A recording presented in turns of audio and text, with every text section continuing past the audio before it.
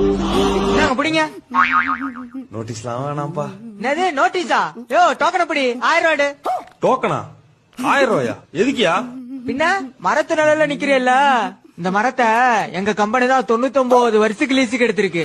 1 மணி நேரத்துக்கு 1000 ரூபா with free wifi. என்னடா சொல்றீங்க?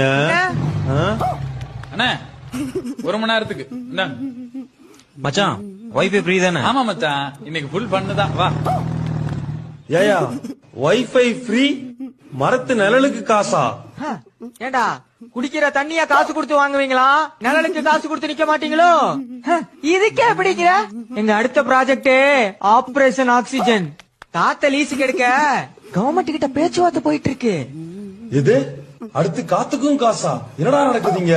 இந்த சரௌண்டிங்ல 10 கிலோமீட்டருக்கு ஒரு மரம் தான் இருக்கு. நிழல் வேணா காசு கொடுத்து நெல்லு, இல்லையா வெயில போய் சாகு.